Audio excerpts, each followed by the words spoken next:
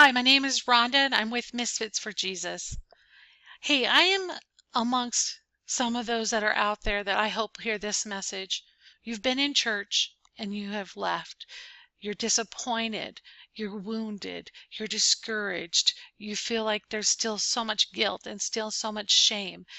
And it's not supposed to be like that. And I know that I have been on a journey that I have found my freedom in Christ, and it has brought such peace and joy.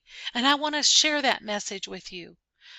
Let's face it, today grace is so needed in the church. You know, Dr. Neil Anderson, the founder of Freedom in Christ Ministries, had a research survey done, a scientific one done about American Christianity. And the people were to respond to 6 statements. One of the statements was, the Christian life is well summed up as trying hard to obey God's commands. Well, and to their astonishment, they discovered that 82% of those surveyed agreed with that statement. 57% strongly agreed. The problem with that statement is the fact that it's totally wrong.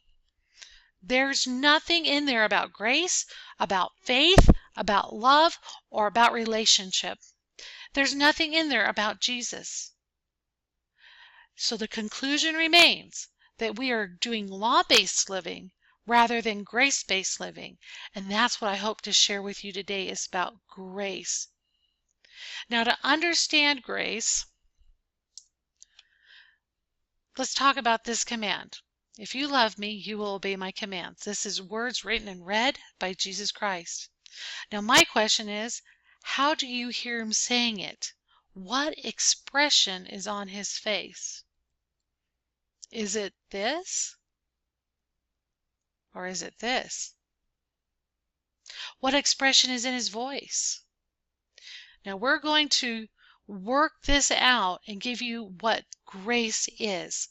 We're going to look at the story of 2 brothers. This is Luke 15:11 through 32.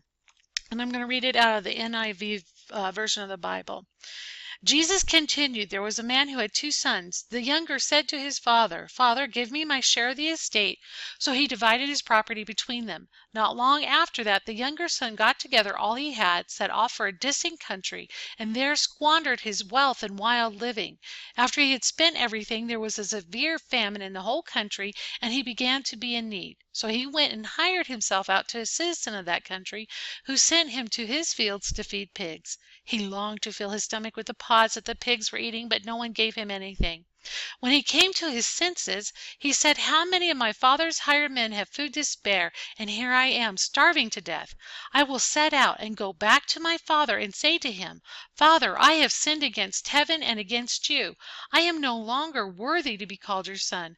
Make me like one of your hired servants. So he got up and went to his father. But while he was still a long way off, his father saw him and was filled with compassion for him. He ran to his own son, threw his arms around him, and kissed him. The son said to him, Father, I have sinned against heaven and against you. I am no longer worthy to be called your son. But the father said to his servants, Quick, bring the best robe and put it on him. Put a ring on his finger and put sandals on his feet. Bring the fattened calf and kill it. Let's have a feast and celebrate. For this son of mine was dead and is alive again. He was lost and is found. So they began to celebrate. You know, this son expected to be disowned, or at best to be severely punished, and that would have been what he deserved. Yet his father immediately embraces this smelly, dirty, broken individual and puts the best clothes on him and throws a party to end all parties. He also gives him 3 things that had great significance. First, the robe. The robe wasn't any old robe. It was the best robe in the house. It was probably even his own father's robe. It symbolized that the son had once again been given the right to enjoy the place of right standing with the Father. He had always been loved, and now he was completely restored. Secondly, there was a ring. It would have been a signet type ring that would make a mark on official documents and could be instantly recognizable as the father's mark. Without that mark or seal, there would be no authority behind the instructions in the document. The ring symbolized power and authority to carry out the father's business. This boy who squandered his father's wealth in wild living is being recommissioned and honored with the trust of his father to go about his father's business once again, telling people what they need to do, and they will have to do it because he wears the ring on his finger. The third thing that he tells the servants to bring is sandals.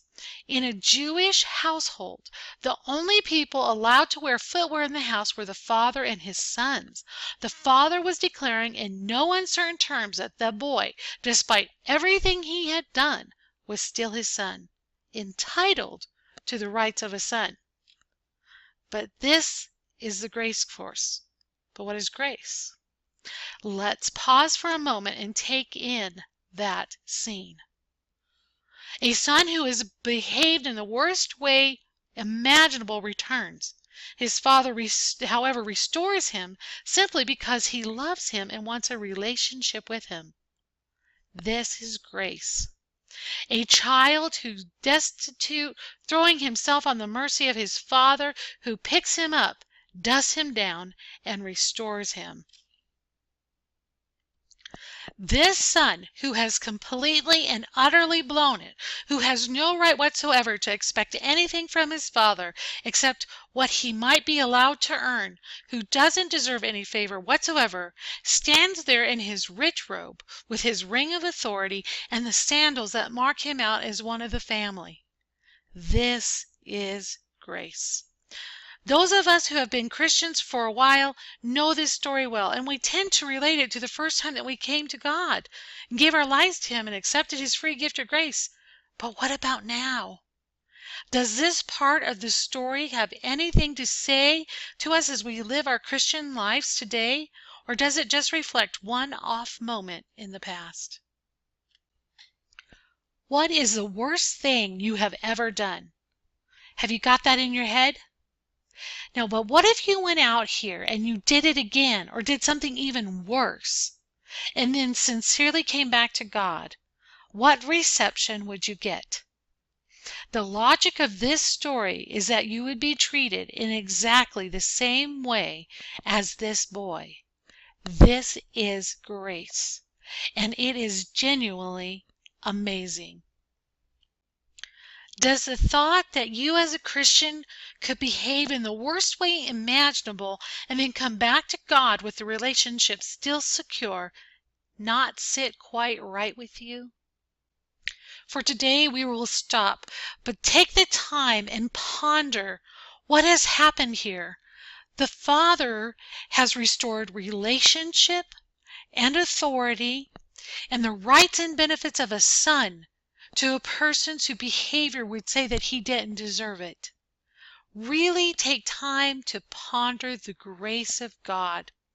And until tomorrow, we'll continue this story. See you then.